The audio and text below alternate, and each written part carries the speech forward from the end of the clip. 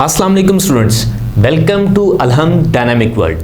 Chapter number 5 के आज हम कुछ और मज़ीद हिस्से को आगे पढ़ने के लिए जा रहे हैं और आज जो टॉपिक है हमारे पास वो है हमारे पास एंगुलर मोमेंटम के हवाले से।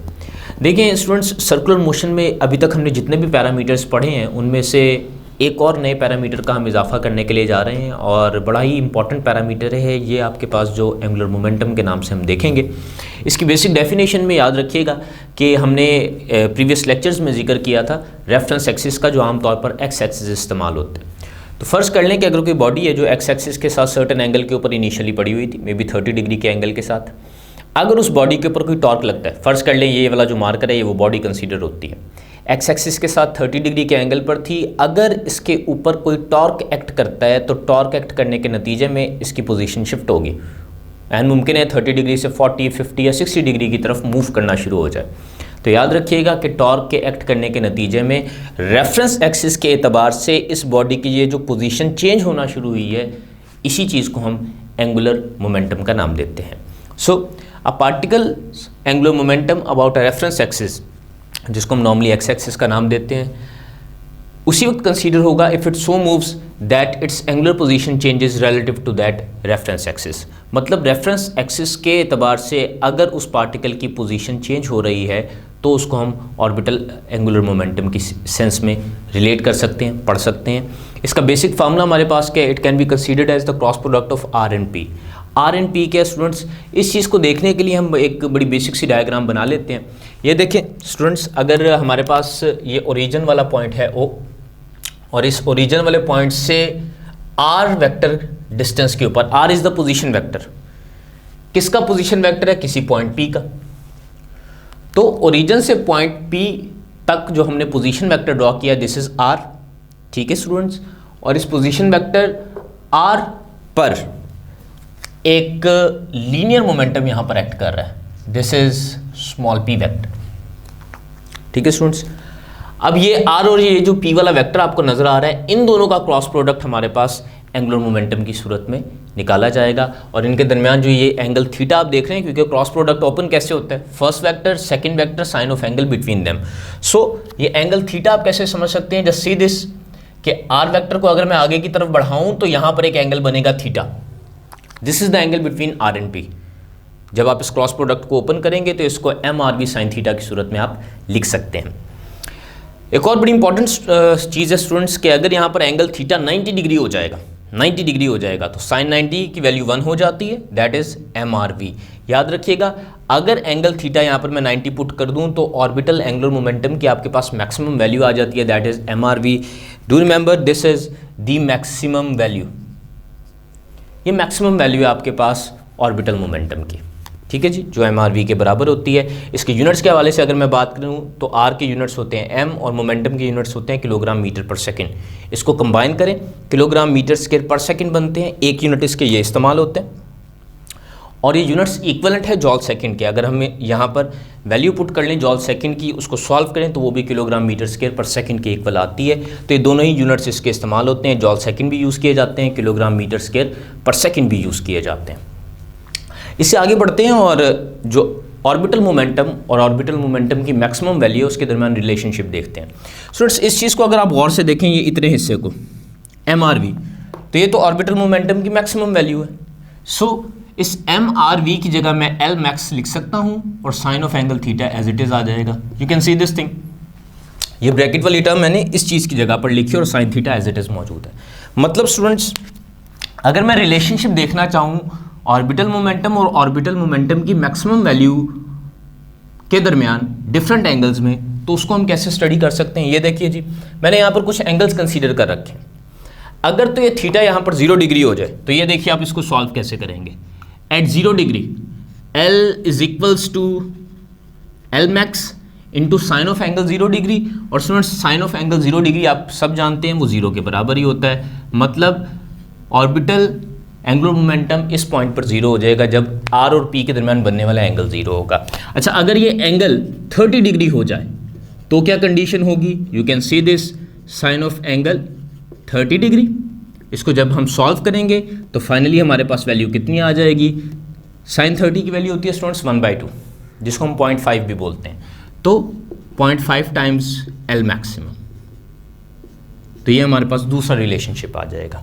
इसी तरीके से स्टूडेंट्स अगर हम 45 डिग्री के हवाले से बात करें तो L is equals to L maximum और साइन 45 डिग्री की वैल्यू कितनी होती है 1/√2, 1/√2। तो ये 45 डिग्री के ऊपर रिलेशनशिप आ जाएगा।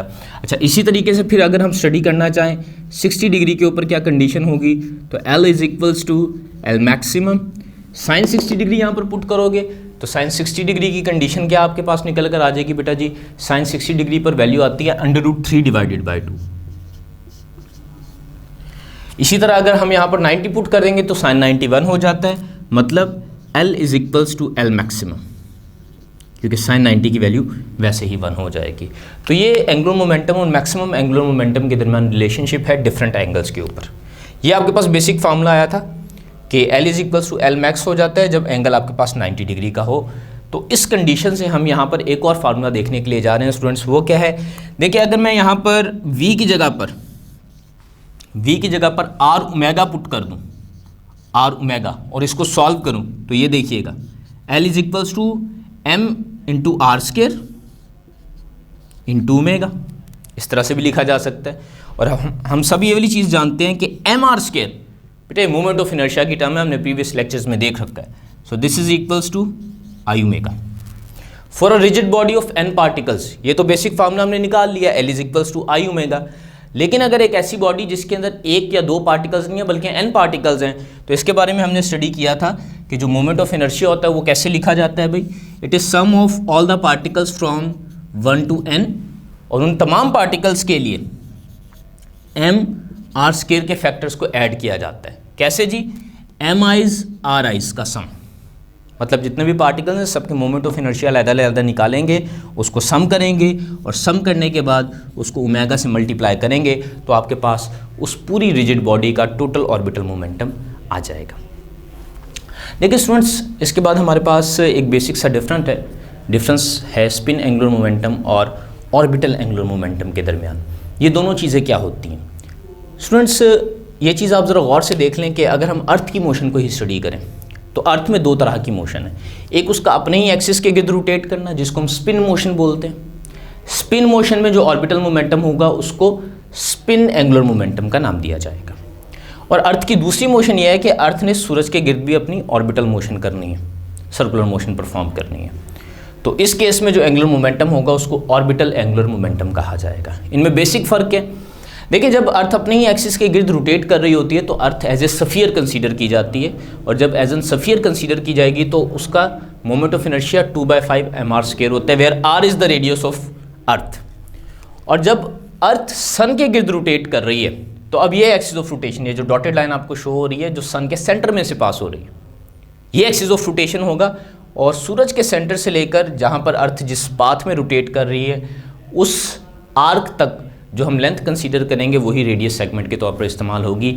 एक और बात जहन में रखिएगा, सर्कुलर मोशन में क्योंकि अर्थ सूरज से बहुत ज़्यादा फासले के ऊपर मौजूद है, so earth is consider to be a point object. एक पॉइंट, एक पार्टिकल के तौर पर कंसीडर होती है, और पॉइंट या पार्टिकल के लिए जो मोमेंट ऑफ इनर्शिया होता है वो mr स्केयर लिखा जाता है। तो इन दोनों केसेस में अगर स्पिन मोशन है स्फेरिकल बॉडीज के लिए 2/5 mr स्केयर, और ऑर्बिटल के केस में क्योंकि पॉइंट ऑब्जेक्ट कंसीडर होगा तो mr स्केयर उसका मोमेंट ऑफ इनर्शिया लिया जाएगा, that is orbital moment of inertia. तो इन्हीं दोनों केसेस के हवाले से अगर मोमेंट ऑफ इनर्शिया में फ़र्क है तो इनके एंगुलर मोमेंटाज में भी फ़र्क है। कैसे, ये देखिए जी, this is is omega and this is going to be I0 omega. Values की सब्स्टिट्यूशन कर लें, यहाँ पर 2/5 mr स्केयर इंटू ओमेगा, तो स्पिन एंगुलर मोमेंटम आपके पास आ जाएगा। और इस केस में ऑर्बिटल मोमेंटम निकालने के लिए moment of inertia mr square put किया जाएगा और एज इट इज़ ओमेगा। तो आप देख लें कि इन दोनों केसेस के अंदर आपके पास डिफरेंट फार्मूलाज आ रहे हैं क्योंकि बॉडी की नेचर ही डिफरेंट है। Okay students, question number 1, two particles situated at 2 cm and 5 cm from axis of rotation on a rotating body have same linear momentum, what is the ratio of their angular momentums. देखिए students, यहाँ पर keyword आपके पास ये है कि इन दोनों bodies के लिए लीनियर, इन दोनों पॉइंट्स के लिए लीनियर मोमेंटम सेम। तो ये देखें, आपसे अगर एंगुलर मोमेंटम्स की रेशियो पूछी गई है तो उनके फार्मूलास पुट कर लें। R1P divided by L2 which is equals to R2P।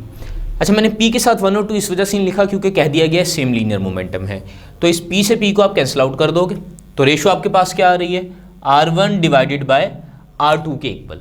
अब R1 की वैल्यू 2 सेंटीमीटर है और R2 की 5 सेंटीमीटर है, इसको हम पुट करेंगे, दैट इज 2 डिवाइडेड बाय 5, तो रेशो आपके पास बन रही है 2/5 और बीटा आपके पास दुरुस्त ऑप्शन बन जाएगी। Next question is, if earth and moon have same mass. ये बात हमें पता है कि अर्थ और मून का मैस सेम नहीं होता, लेकिन हमें क्वेश्चन में कह दिया गया है कि आप इसको कंसीडर कर लें कि इनके मैसेस सेम हैं, which one would have more moment of inertia, तो किसका मोमेंट ऑफ इनर्शिया ज़्यादा होगा। देखिए दोनों ही स्फेरिकल बॉडीज़ हैं और स्फेरिकल बॉडीज़ के लिए मोमेंट ऑफ इनर्शिया का फार्मूला होता है 2 डिवाइडेड बाय 5 mr²। अब इसमें देख लें अगर दोनों का मैस सेम है तो मैस पर तो अब हम कोई बहस नहीं करेंगे, लेकिन अर्थ का रेडियस मून के रेडियस से कहीं ज़्यादा होता है, तो याद रखें इस कंपैरिजन में अगर अर्थ का रेडियस ज़्यादा है तो अर्थ के लिए मोमेंट ऑफ इनर्शिया भी ज़्यादा होगा as compare to moon. Masses दोनों के सेम है, so earth would have more moment of inertia as compare to moon. If earth contracts to half of its present radius, question number 3 में कि अगर earth contract होकर half of its present radius पर आ जाती है, present radius कितना है 6400 किलोमीटर्स, उससे आधा होकर 3200 किलोमीटर्स पर अगर आ जाता है, so what will be the new period of rotation. Students हम सब जानते हैं कि अर्थ का पीरियड ऑफ रोटेशन 24 आवर्स है, 24 घंटे में एक रोटेशन पूरी हो जाती है, तो अगर उसका रेडियस कॉन्ट्रैक्ट होकर आधा रह जाएगा तो फिर कितनी देर में रोटेशन पूरी करेगी, ये चीज़ हमने निकालनी है। अभी लेक्चर में हमने देखा था कि टाइम पीरियड्स की जो रेशो है वो आवर्स की रेशो के डायरेक्ट स्केयर प्रोपोर्शन होती है। अब यहाँ पर हमने सब्स्टिट्यूशंस कर लेनी है। देखिएगा स्टूडेंट्स बड़े गौर से देखें, R1 तो आपका पुराना रेडियस है, इनिशियल रेडियस 6400 किलोमीटर वाला, और R2 आप कॉन्ट्रैक्टेड रेडियस पुट करेंगे जो इनिशियल रेडियस का हाफ हो चुका है। तो देख लें R2 की जगह मैंने R1 डिवाइडेड बाई 2 पुट कर दिया and here is the square, तो R1 से R1 को भी कैंसिल आउट कर दें, ये 1/2 बचा और इसकी स्केयरिंग करने पर फार्मूला बनेगा 1/4, ये वाली चीज़। T2 नया टाइम पीरियड हमने निकालना है, T1 को उठाकर इस तरफ शिफ्ट कर दें। वैल्यू की सब्स्टिट्यूशन अगर हम कर लें, देखें जो प्रेजेंट रेडियस 6400 किलोमीटर वाला है इसके ऊपर 24 आवर्स का टाइम है पीरियड ऑफ रोटेशन का, सो 1 डिवाइडेड बाय 4 इंटू 24 आवर्स। इसको जब हम सॉल्व करेंगे सो 4 6 पर 24 होता है, मतलब जो नेक्स्ट हमारे पास पीरियड आ जाएगा न्यू पीरियड ऑफ रोटेशन वो हमारे पास 6 आवर्स का बनता है और दुरुस्त ऑप्शन बीटा है आपके पास। नेक्स्ट जो क्वेश्चन है वो भी क्वेश्चन नंबर 3 से रिलेट किया गया है, मतलब सिचुएशन यही वाली है, what will be the new angular frequency in case 3, मतलब जब रेडियस कॉन्ट्रैक्ट होकर आधा हो जाएगा क्वेश्चन नंबर 3 की तरह, तो नई एंगुलर फ्रीक्वेंसी ω2 कितनी होगी। देखिए एंगुलर फ्रीक्वेंसी और रेडियस का रिलेशनशिप अभी हम लोगों ने देखा है, वहीं से इसको सॉल्व करेंगे। देखिए न्यू एंगुलर फ्रीक्वेंसी ω2 ω1 को उठाकर दूसरी तरफ शिफ्ट कर दें और R की हमने पुटिंग करनी है। R1 तो आपके पास इनिशियल रेडियस है और R2 कॉन्ट्रैक्ट होकर इनिशियल वाले से आधा रह गया, R1 डिवाइडेड बाई 2 और ब्रैकेट के ऊपर स्केयर मौजूद है। अब ये देखिए R1 से R1 कैंसिल आउट हो जाएगा, फोर्थ प्रोपोर्शन है न्यूमिनेटर में जाकर मल्टीप्लाई होगी और 2 का स्केयर आपके पास बनेगा 4 टाइम्स ω1, मतलब जो नई एंगुलर फ्रीक्वेंसी है वो इनिशियल एंगुलर फ्रीक्वेंसी से 4 टाइम्स इंक्रीज कर चुकी है, so it has been increased by 4 times. So यहाँ पर हमारे टाइप ऑफ क्वेश्चंस भी कंप्लीट होते हैं और आज का लेक्चर भी ख़त्म होता है students. So take care students and अल्लाह हाफिज़।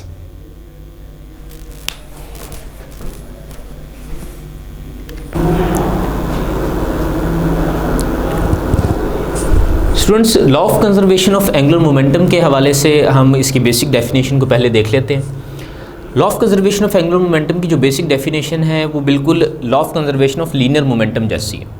जैसा कि हम बात किया करते थे कि अगर आपके पास एक आइसोलेटेड सिस्टम है और उस सिस्टम के ऊपर एक्ट करने वाली लीनियर नेट फोर्स 0 है तो उस सिस्टम में मोमेंटम लीनियर मोमेंटम कंजर्व रहेगा। ये देखिए अगर नेट फोर्स 0 है तो law of conservation of linear momentum के मुताबिक उस सिस्टम का टोटल लीनियर मोमेंटम कांस्टेंट रहता है।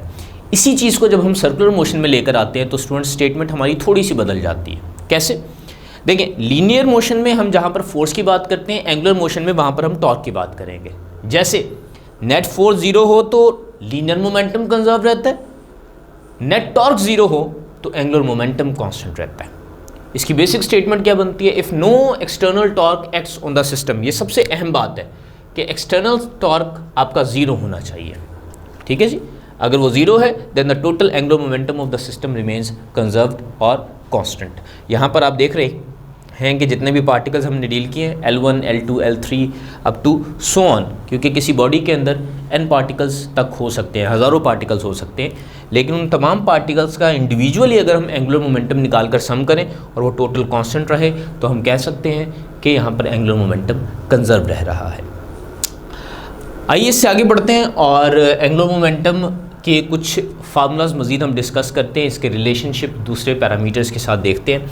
देखिए, इससे पिछले लेक्चर्स में हम लोगों ने इस चीज़ को देख रखा है कि एंगुलर मोमेंटम की वैल्यू आई ओमेगा के बराबर होती है। मतलब अगर किसी सिस्टम का एंगुलर मोमेंटम कंजर्व है तो initial angular momentum I1 omega 1 is equals to I2 omega 2 के बराबर रहेगा। That is the final angular momentum. अच्छा, अगर आपसे कह दिया जाए कि एंगुलर फ्रीक्वेंसी ओमेगा और रेडियस r के दरमियान रिलेशनशिप निकालें, where r is the distribution of particles from the axis of rotation, तो इसको हम किस तरह से सॉल्व कर सकते हैं? देखिए स्टूडेंट, अगर हम किसी एक पार्टिकल की बात कर रहे हैं तो उसका मोमेंट ऑफ इनर्शिया इनिशियली लिखा जा सकता है m r1 स्क्वायर के तौर पर। ये मैं I1 की जगह मैंने वैल्यू सब्सिट्यूट की है और इनिशियली जो उसकी एंगुलर फ्रीक्वेंसी थी वो ओमेगा 1 थी। बाद में क्या होता है, सेम पार्टिकल उसकी distribution from the axis of rotation change हो जाती है, R1 के बजाय R2 हो जाती है चेंज होकर। सो R2 का स्क्वायर, मैस उसका सेम ही है, ठीक है जी, और ओमेगा 2 आपके पास क्या है, न्यू एंगुलर फ्रीक्वेंसी है। तो अगर हम इसको सिंप्लीफाई कर लें तो स्टूडेंट्स आप देख सकते हैं कि m से m सबसे पहले तो यहाँ पर कैंसिल आउट हो जाएगा। उसके बाद एंगुलर फ्रीक्वेंसीज़ की रेशो को एक तरफ कर लें और रेडियाई रेशो को दूसरी तरफ ले जाएं, तो omega 1 divided by omega 2 is equals to R2 divided by R1। और देख लें इसके ऊपर भी स्क्वायर है और इसके ऊपर भी स्क्वायर है, इस तरीके से। चाहे तो इस तरीके से लिख लें या इसको आप अपनी आसानी के लिए इस तरीके से भी मेंशन कर सकते हैं कि R2 डिवाइडेड बाय R1 का स्क्वायर। मतलब एंगुलर फ्रीक्वेंसीज और रेडियाई रेशो आप देख सकते हैं कि स्क्वायर के साथ प्रोपोर्शनल है और हैं भी इन्वर्सली प्रोपोर्शनल। ओमेगा 2 के सामने R1 आ रहा है और ओमेगा 1 के सामने R2 आ रहा है, तो इन्वर्सली रिलेट भी कर रहे हैं और स्क्वायर से भी रिलेट कर रहे हैं। तो अगर हम डायरेक्टली बात करें कि ओमेगा का रिलेशनशिप R के साथ क्या है, so this is 1/r square. ये आप याद रख सकते हैं इस तरीके से कि जैसे जैसे distribution of particle from the axis of rotation change होती जाएगी, मैस उसका सेम रहेगा, तो ओमेगा के ऊपर इस तरह से डिफरेंसेस आना शुरू होंगे, एंगुलर फ्रीक्वेंसीज इस तरह से चेंज होंगी। ठीक है जी। Frequency and R, linear frequency का R के साथ क्या रिलेशनशिप होगा? इस रिलेशनशिप को देखने के लिए स्टूडेंट्स एक बड़ा आसान सा तरीक़ेकार है हमारे पास। हम इसी फार्मूले से आगे प्रोसीड करते हैं। ये जो रेशो हमने निकाल रखी है, that is omega 1 divided by omega 2 is equals to R1 divided by R2 का स्क्वायर। जब देखिए ओमेगा 1 जो पहली एंगुलर फ्रीक्वेंसी है, इसकी जगह हम लिख सकते हैं 2 पाई f1, और जो दूसरी एंगुलर फ्रीक्वेंसी है इसकी जगह हम लिख सकते हैं 2 पाई f2। ये एज इट इज ही रह जाएंगे, R1 divided by R2 and you have to take the square. इसको सिंप्लीफाई कर लें, देखें 2 पाई से 2 पाई यहाँ पर कैंसिल आउट हो जाएगा और f की वैल्यूज़ को जैसे ही हम सॉल्व करेंगे तो फाइनल फार्मूला क्या बन रहा है आपके पास, f1 divided by f2 is equals to R1 divided by R2 taking the square. तो ये जो आपके पास शेप आई है students, this is the final formula which is relating the linear frequency with distribution of particles from the axis of rotation. Third type है आपके पास पीरियड ऑफ रोटेशन और R में रिलेशनशिप। ये आप कैसे सॉर्ट आउट कर सकते हैं स्टूडेंट्स? इसको सॉर्ट आउट करने के लिए इस फार्मूले से ही आगे प्रोसीड करें।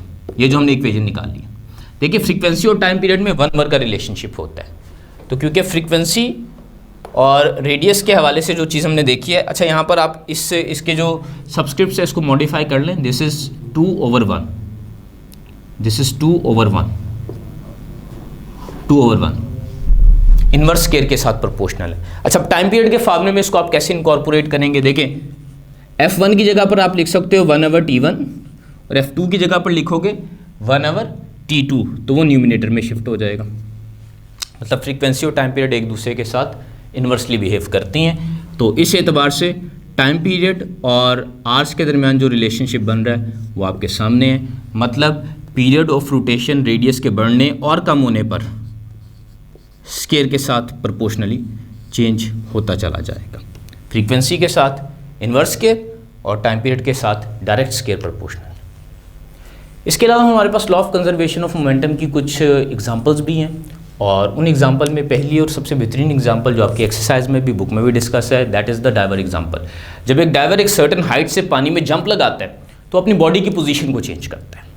जिस लम्हे वो जंप लगाता है वो अपने हाथों को और पैरों को मुकम्मल एक्सटेंडेड रखता है, फैलाए हुए रखता है, जिसकी वजह से उसके सेंटर से लेकर ऊपर की तरफ और नीचे की तरफ distribution of particles from the axis of rotation from the centre of body बहुत ज़्यादा होते हैं। मतलब अगर मैं इनिशियली बात करूं तो क्योंकि उसने अपने हाथों और पैरों को स्ट्रेच करके रखा होता है तो उसकी बॉडी का मोमेंट ऑफ इनर्शिया काफ़ी ज़्यादा होता है, जिसकी वजह से शुरू में उसकी बॉडी की एंगुलर स्पीड कम रहती है, शुरू में रोटेट नहीं हो रहा होता, लेकिन जैसे ही वो नीचे गिरना शुरू होता है अपने पाथ के बीच में जाकर वो अपनी बॉडी को क्लोज्ड टक पोजीशन में कन्वर्ट कर लेता है। और क्लोज्ड टक पोजीशन का मतलब यह है कि वो अपने हाथों और पैरों को बॉडी के सेंटर एक्सिस ऑफ रोटेशन के करीब ले आता है, जिसकी वजह से ये जो मोमेंट ऑफ इनर्शिया है आपके पास ये रिड्यूस हो जाता है, और इसके रिड्यूस होने पर एंगुलर वेलोसिटी बढ़ना शुरू हो जाती है और वो तेज़ी से सर्कुलर मोशन परफॉर्म करना शुरू कर देता है, उसकी बॉडी तेज़ी से समरसॉल्ट्स परफॉर्म करने लग जाती है। सो ये जो डाइवर की एग्जांपल है